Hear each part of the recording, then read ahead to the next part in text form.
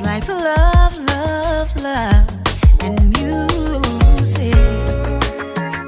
La la la, love, love, love, love, love and music. Love, love. Hey Jaybirds, we have the merchandise available now. The hoodies, the female shirts we have available. We have the male shirts available too. And then we also have BAM, the mugs, right, for everybody. So hit the description box below. Peace. Hello, hello, hello everyone. Thank you for tuning in. I am Jay Lee. This is Jay Lee's Corner. This is my review for Iyanla Fix My Life with Malorie Bailey and Cynthia Bailey and Mama Bailey, okay, from Real Housewives of Atlanta. And I still feel like, I don't know if she know why she came on the show. I feel like I don't know. But first things first, if you have not done so already, please take a moment to subscribe to my channel and become a Jaybird. Jaybird. Hey Jaybirds, okay? Do not forget to be an active Jaybird. You know, watch around, like around, share around, comments around, all those good things. And do not forget to also hit the notification bell because it lets you know when I have new videos up. Also, do not forget there's a whole description box in every video that has the link to my Instagram, to my YouTube, not YouTube, Lord Jesus, to my Instagram, to my Facebook, and to my Twitter. The theme song, my intro song information is down there.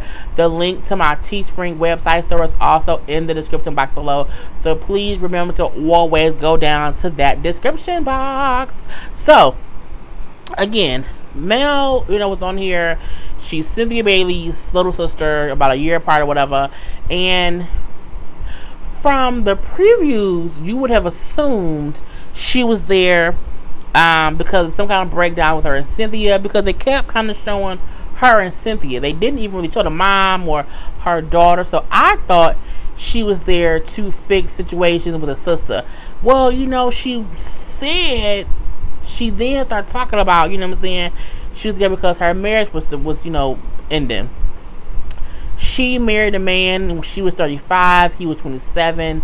They were married for 12 years. Okay, she married him after knowing him for 2 months. Okay, 1, 2, 2 months. Okay, 1, 2, 2 months. And she married this 27-year-old man when she was 35. Okay, and now 12 years later, they are separating, breaking up, divorcing.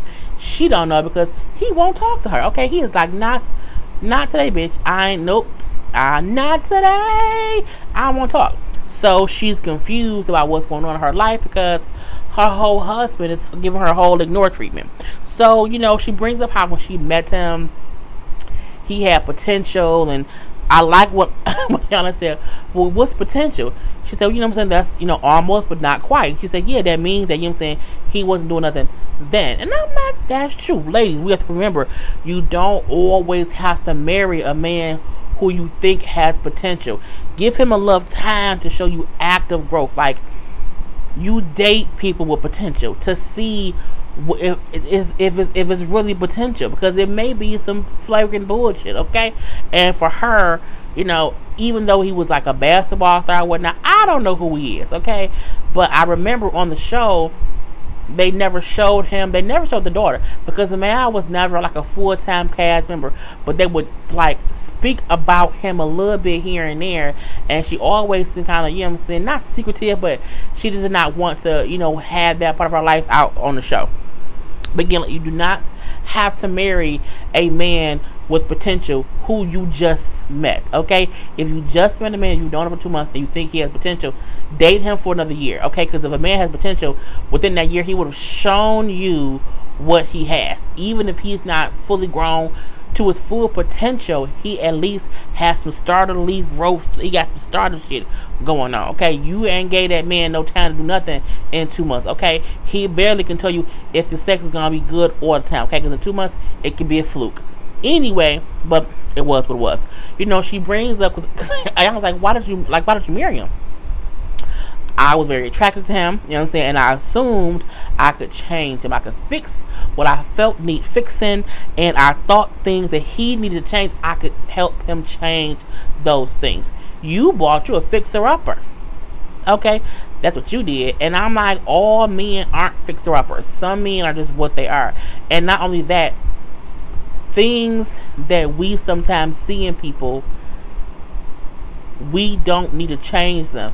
That may mean that person is not for us. Okay? For instance, some people smoke cigarettes. Some people drink. That's what they do. They're not doing it to any excess to kill themselves, but that's what they do. Okay? Sometimes you can date a person who smokes or drinks or whatever. You want to help them not do that anymore, and it works. Some of them need to be with someone who's okay with them smoking and drinking, because you trying to stop them from smoking and drinking will eventually fuck up a whole bunch of stuff. Either y'all gonna be always beefing, or they're gonna feel as if you're always nagging them about it, which is going to cause festering stuff, and it's a whole bunch of things. So it's a thing we have to realize. Everything that we see in a person that we don't like does not mean we need to fix it or change it. You need to either you got to pick your battles to see, is it really worth it? Like, do I need him to change this because I think it's stupid, or is that a part of him and I should accept that? Like, okay, he don't put the top back on the toothpaste. All right, ain't that big of a deal. Whatever. That's one that you don't change that. But you know what I'm saying, if he out here smoking crack, okay, and you don't want a crackhead, it's okay to say, I want to stop him from being a crackhead before he gets too far gone, and I can deal with that. Okay, you can want to change the crackhead to be a non-crackhead. I get that, but you can't be out. But you also need to realize you shouldn't have married a crackhead in the first place. Just saying. Anyway, so I don't know where that reference came from. Probably the Kardashians. Iyanla brings up how, same thing I just said, I just was before my notes, how women or people at times feel like they should change things or fix a man. It's really a sign of manipulation. Not for what I was saying, but it's more of a sign of manipulation and of being a controlling person, and it's going to cause problems in the relationship, and it will. You can't want a man to fully change as if you're perfect and you're there to fix them. Something's wrong with you. I need to fix you. Your tire's flat. Your engine's busted. Your penis doesn't work. I got to inflate it. You know what I'm saying? You can't be out here thinking that you out here, you Captain Saving them hoes. You out here just playing fix the flat or whatever with these men. Sometimes you have to realize that, you know what I'm saying, that will cause more issues because you're trying to fix something that may not even really be broke.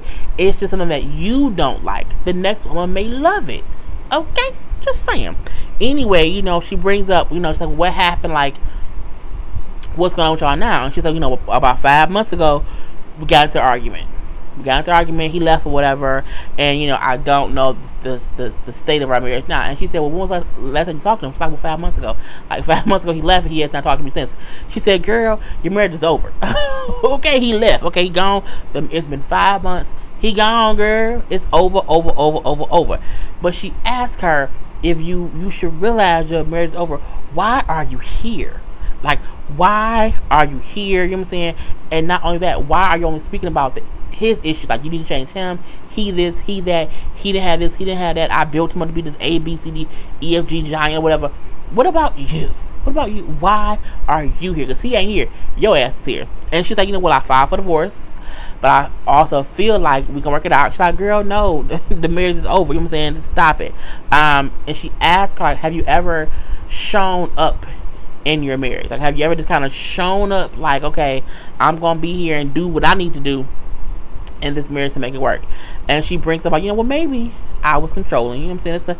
It's a possibility or whatever. And then she brings up how you picked a man you could control because you wanted to get what you wanted. But at the end of the day, you don't know who you are, and that's why it didn't work. Okay? She like, I can see that just by sitting here or whatever. Mel agrees and says, you know, for her, she felt complete having a husband. She felt complete saying, you know what I'm saying, I'm his wife, he's my husband, we're married. She felt complete in the title of all that thing. So Iyanla then said, well, so without that, you feel incomplete. And she's like, well, yeah. And so I was like, well, okay. I like how I was like, I still don't know why you here, okay, but I'm gonna help you kind of figure out who you are and get in line with figuring that out. I'm like, cool. Okay, again, I said to myself, I don't know why she was there.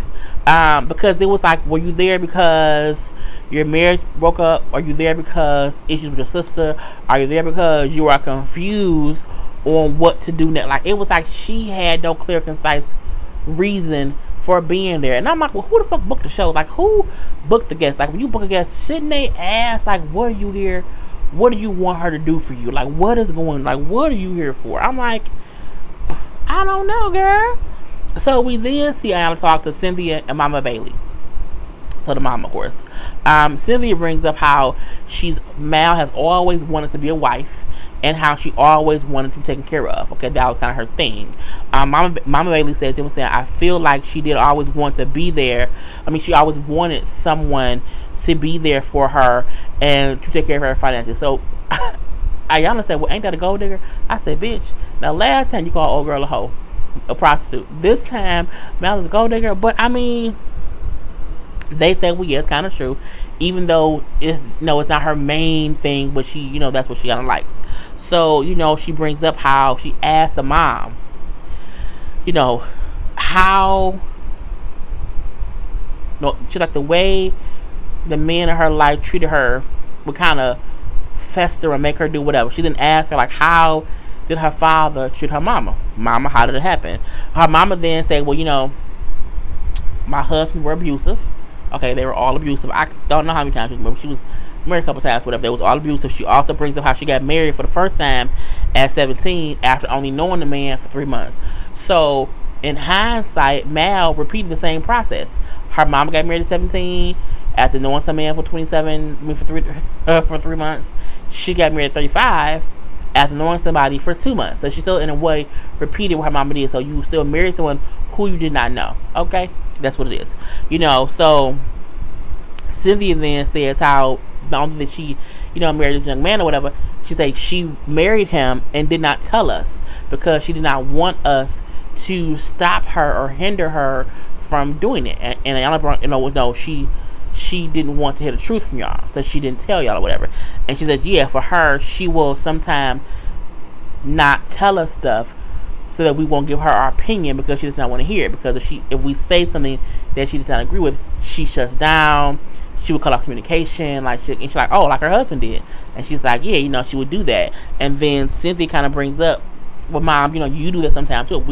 If we say something you don't like, what I'm saying, you may kind of just shut down too. I said, oh, so it's the pattern. Oh, but what's more funny is when Cynthia was marrying Peter on the Real Housewives of Atlanta, I feel like, is that why they tried to stop that marriage? Because they felt like y'all shouldn't be getting. So I'm like, y'all all have a habit of just not being good marrying people. Y'all just not good marrying enemies. It's the truth. Anyway, we then see Iyanla talk to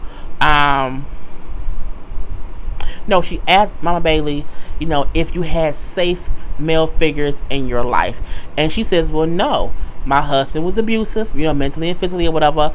My father also beat us if we did not pick enough cotton. She brings up how she saw her mom being mistreated, but her mom stayed. And I'm like, well, God dang it. When she said my pappy beat me and we didn't pick enough cotton, I say, damn, she old. Because you think, I don't, I'm like, she was picking cotton. Okay. I'm like, I didn't realize they was picking cotton when she was alive. I didn't. But it reminded me of her age and probably what she lived through. And if your daddy was beating you for not picking cotton and also being mean to your mama, I can imagine was kind of what was going on in that household. So Iyanla then said, y'all repeating patterns. You saw your mom being mistreated, and as a kid you saw that. You then married men who mistreated you. Okay, your daughter saw you or figured out that you married somebody quick, fast, in a hurry, or whatever, and kind of stayed around for things going on. So she then married someone who probably mistreated her, and out the blue left her, just bye. bye. And so she brings up how people people typically repeat patterns solely because no one will admit the truth about the pattern. Like if you've never told your kids, this is what I went through as a kid, they won't know the things they're doing is being repeated by you. Okay, I said, let's goddamn on deep. Okay, she brings up how you were a demonstration of a woman to them, and so you have to cut the pattern. And I said, well, okay, cut the pattern. Okay, cut it, make sure I'm making shorts. Anyway, the mama realizes, well, damn, I made a whole pattern and I did not even realize it. Now, because you're gonna pay no goddamn attention. She then talks to Mal's daughter Madison, who was 25 years old, and she was around 10 years old when her mom and the guy started, got married or whatever.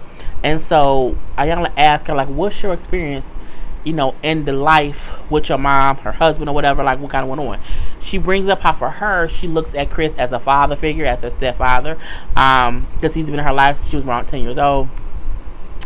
And she said, for me, what I saw them playing the blame game. He blamed her, she blamed him. I saw a lot of miscommunication, a lot of disrespect. She then brings up, I can also admit that my mom can hit below the belt. When she's upset, she does not know how to react, and she lashes out and she'll say things to hurt people's feelings or whatever, and she'll hit below the belt when she's upset. She says, but I feel like I want my mom to take responsibility for to take responsibility because the breakup and the breakdown of their marriage, it wasn't all on Chris. Like, it wasn't all on my stepfather. It was on her too. And she then brings up how at times my mother won't give Chris credit. Like, and that's something else that she wants to. She'll kind of like not act like he's done things over the years. She brings up how not many men will come in their early 20s, okay, mid 20s or whatever, come in, take care of you and your child, like buy me a car and send me to college. Like, you don't have many men who do that, and you don't. You are very lucky when that happens. Okay, my family was lucky like that too. But my mom married my dad. You know what I'm saying? Technically, he was my stepdad or whatever. But he sent, you know what I'm saying? They sent my sister to college. I didn't go to college or whatever. But again, he came in and he became a whole father figure to me and my sister, and we became a whole ass family. And now, all these years later, no one even realized that my stepfather was my stepfather because he was, hey, who was that? My father. Okay, so I can feel her saying how he came in and stepped in when she was 10. My dad came into my life when I was like maybe 6. I was in first grade. And so, but they come in and they are the father figure. So it's like she won't give him credit for that. And, I think that's crazy. She said, because again, he was there. He was my father figure. I said, well, that's okay. And Iyanla brings up how, she said, even my mama is selfish sometimes with Chris. She can be selfish when it comes to him, but she'll also give her last to other people. And Iyanla said, well, no. In one way or the other, she's selfish in other ways with everyone. It may not be the same way that she's selfish with him, but in one way or the other, she's always selfish because that's what people do. They might not be as self-involved and as selfish, but it's here and there and everything. Cool. We then see her get back to meet with Mal, and she brings up how she realized that she was Mal said she realized she had made some mistakes, okay, and she was not fully honest. Oh, so you're a whole liar, okay? She brings up how she does try to control stuff to the point to where she'll try to control stuff before it happens. If I think something may go wrong, I'll try to fix it before it even goes wrong, and I need to stop doing that. I feel like Mal had time to go in her room and think like, well, why am I here? I need to figure out why I'm here. And I feel like she was kind of grasping at straws at different things that were issues with her, but she couldn't figure out which one she really came there for. Okay, Iyanla brings up how for her, no, because Mal then said, I don't think he was ready for marriage, and Iyanla said, neither were you. You were not ready either, you know what I'm saying, because you don't know who you are, and you keep making this about him. You keep making it about him, how he wasn't ready, how he would do things you try to change. It ain't about him at all, okay? Because again, he not here. you are, okay? And you married a man that you did not know, okay? He was a whole ass stranger, and you assumed you could change who he was, okay? By saying, he had nothing when I met him, and I made him everything. Well, okay, what do you fucking do, okay? But at the end of the day, it didn't work. It didn't work, so you know, so how does that even play out? So she said, let's talk about you. Let's talk about you, and you. She has these tens. Okay, it's like a ten, like a little 10, little basket or whatever. One says being, one says doing, one says having. She then started asking, like, you have a house? Yeah. You have a car? Yeah. Do you have a wardrobe? Yeah. Do you have money in your pocket, in your bank? Yeah. Do you have public recognition? Yeah. So all these things she has, she puts a little, ball in the half thing. Okay, she's like, do you do service in the world? Well, yeah, I donate hair for my hairline too. And I said, but you get a tax write-off of that. Anyway, so she put that in the doing thing. Okay. She then asked her, she puts another ball in the doing thing because she said she's denying. No, and the being because the doing because she says she has anger. She has anger that she denying. So she's like, okay, so that's what you're doing. You're denying your anger. Doing. She puts how she she has stuff. She had everything in something except the being. She ain't being nothing. Okay, nothing is being her. It's always something that she's either doing something or she's having something. She's getting things, whatever. But she's not. You know what I'm saying? She's not being anything. So she kind of realizes that, like, well, damn it, okay, this is kind of crazy. It's a little different. So she then meets with Mal and Cynthia. And she said, look, Cynthia, your sister has all these little tins or whatever. And which one has the most balls? Oh, for having, right, because she has all the stuff, but she's not being anything. Like, she has no self-being or whatever. Cynthia then brings up how, for her, she does not believe that Mal has an identity. She does not know who she is outside of being in a relationship. A lot of people have that. A lot of people don't realize that they have never not been single. Some people go from one relationship to the other. You never had that space in between where you are okay just being, just being you. I went through that phase because I had just, I think it wasn't until I turned 34, 33 or 34, one or two, that I was like, damn, I've never really been single. I've always been, Jaylee and whoever. Okay, it was always something like that. So I was like, okay, being single is wonderful because you do get to know yourself a lot. So it's kind of cool. So, she brings up how you've always preferred being taken care of, and you've always wanted a specific type of lifestyle. And then Mel, like, well, the men just made more money than me. It wasn't as if I dated people solely because I had nothing and I wanted money from them. Like, it wasn't like that. And she's like, no, listen, I'm not saying that. She's like, yeah, because the men had, just a bigger bag than me. It wasn't as if I was making my own bag. Well, okay, checkmate, whatever. So, she was getting a little bit feisty. Just a little bit feisty because she felt like, I'm not out here looking for a rich guy. I'm like, well, calm down. But Iyanla kind of bring up, well, you know what? Then why are you here?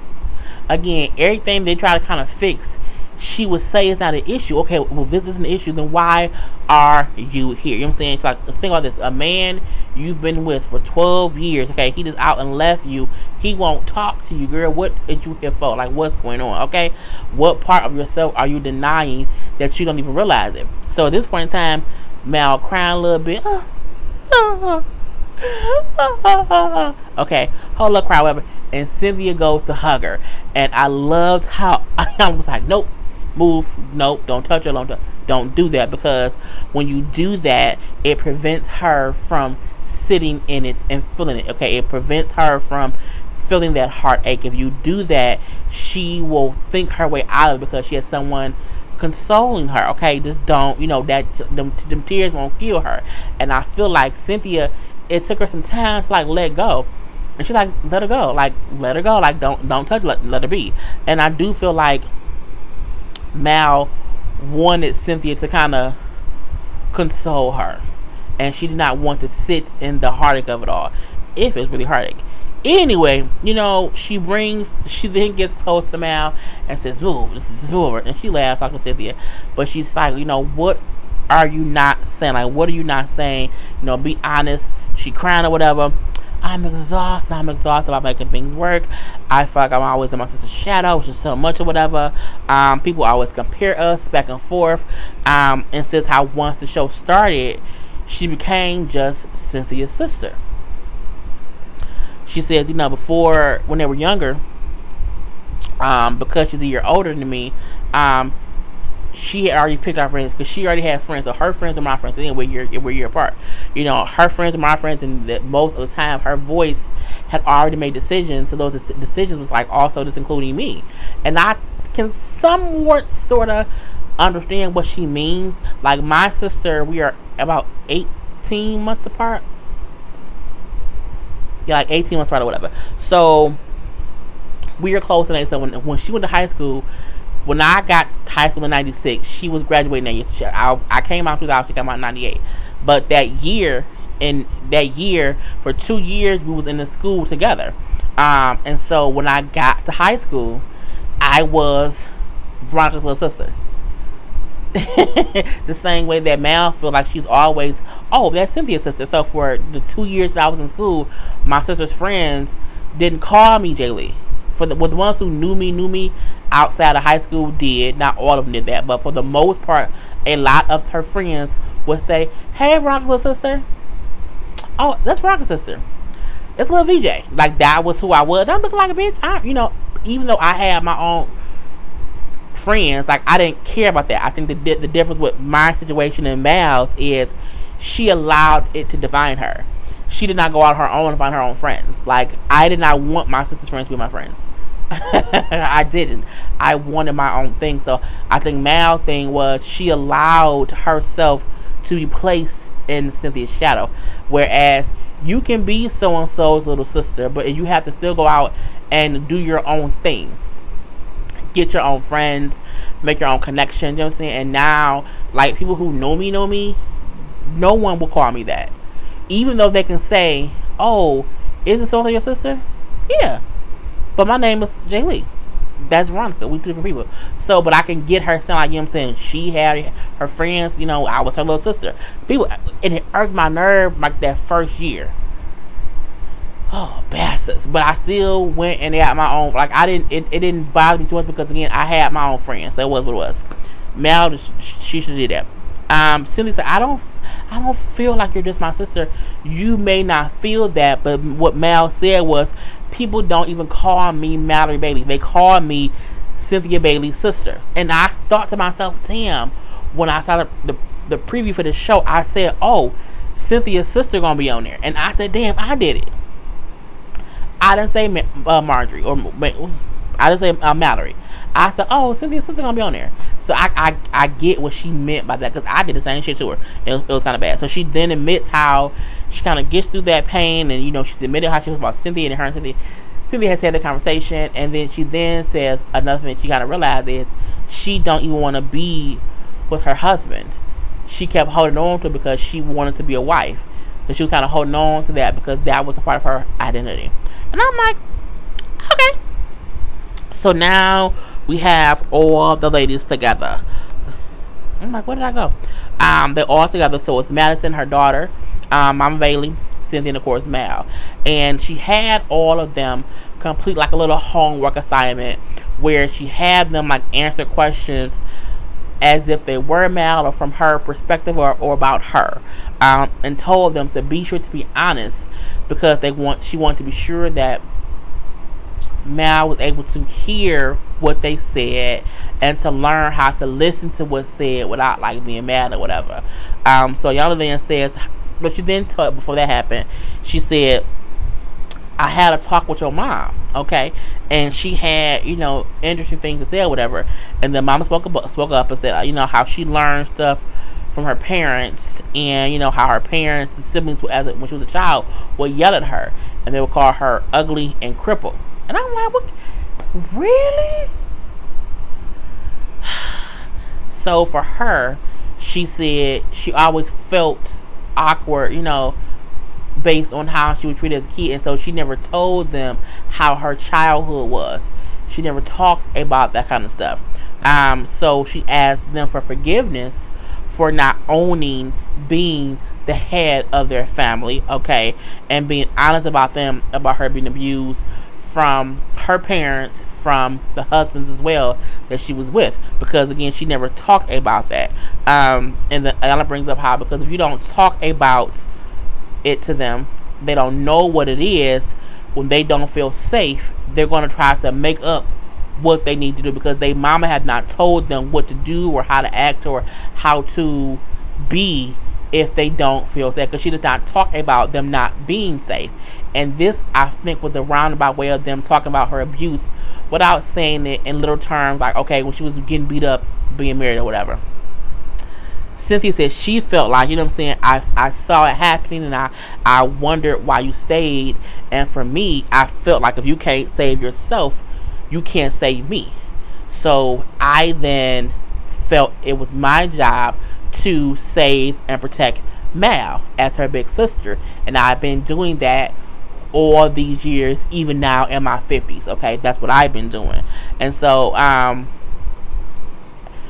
like how when she said, I don't know why you stayed, and Iyanla then brought up because her father beat her, and so when she got married and her husband beat her, it was familiar, because it was how she saw her mom be treated, and it was her, it was familiar with her, and so she did not know anything else to do except stay. And she said, well, yeah, because like my mom stayed, so I didn't know what to do about that or whatever. And it was crazy how Madison said she didn't know any of this. One, that grandma was abused, that great granddaddy was beaten up, you know what I'm saying? She didn't know these things, that, oh, you know, even grandma's husband beat her. She said, because no one talked about it, so I had no idea any of this happened. And she said, Iyanla said, that's the problem. You need to tell these stories so that the person can know what to do if it happens to them. And I'm like, I completely agree. I said, we was having a conversation, I think on my live somewhere, where someone asked about if we think that more people are speaking up about sexual abuse or molestation or whatever. And I say, yeah, because more people are now knowing what to say. So, you know, the questions are asked because now people are starting to talk about it. So I think this is the same thing of, you have to talk about things that happen so that it won't happen to the people, and they will be aware of the signs and what to do and what not to do and those things. So I like how Mama Baby then said to Cynthia, look, I don't need you to be the head of the family anymore. I can do that now, okay? You fire, okay? I am the captain now, is what she said. And Cynthia's like, well, you know, I don't believe it. You know what I'm saying? I don't believe it, because I didn't pick this position. You know what I'm saying? It was given to me. And Iyanla said, no, it wasn't given to you. You took the position. You took the position, but you need to let them fall and get up and be okay with them falling and getting up on their own. You don't have to keep doing it, because I'm like, they're grown now. They're grown now. And so for the most part, she says, okay, cool. We then see the question she kind of had them answer in regards to Mal. You know, Madison brings up her mom loves her younger parents, but she does not like her body and her insecurities. And she says she admits that, you know, I did not know anything except surface stuff. You know what I'm saying? And for me, that was kind of crazy. And Mal agreed that that's how she feels. She do like her younger parents, and she don't. You know what I'm saying? I'm like, well, damn it. But it's a thing, like, you have to realize, is this all you are? Is it? We then have Cynthia, who brings up her weakness is not knowing her self-worth and her potential, and that she's scared to be alone, but she's also proud of her daughter. I thought that was kind of, you know, powerful, because she is scared to be alone, which is why she stayed with that man for 12 years. Who then left her, and for these past 5 months she kind of been just sitting in limbo or whatever. And then Mama then brings up how she know that she's angry that Chris left her and won't talk to her. And I'm like, well, she should be, because you can't, I mean, that's just crazy. But whatever. So then we see how Mel said for her, since being that she kind of realizes that she has one, a hard time expressing herself, and two, sharing her feelings. And I felt like I was in deep denial about things. I'm saying I should have put myself first in certain situations. I did not, and I need to start doing that going forward. And then Iyanla say, well, now you know who you are a little bit. Now you have a place to grow from. And like the little after show things said how they were all doing better after coming to the show. Again, I don't know why she was here. I like how we don't know why she was there, but the family got help. I think it did open up lines of communication. That's a good thing. Even for Mal's daughter to have not known things that she now does know. You know what I'm saying? So I think it helped the family. But I still wonder, what the fuck was she here for? What is she here for? I don't know. Anyway, I'm done. Okay, put your comments below. Do not forget to subscribe to the channel, become a Jaybird, and all that good stuff. So, peace. It's like love, love, love, and music.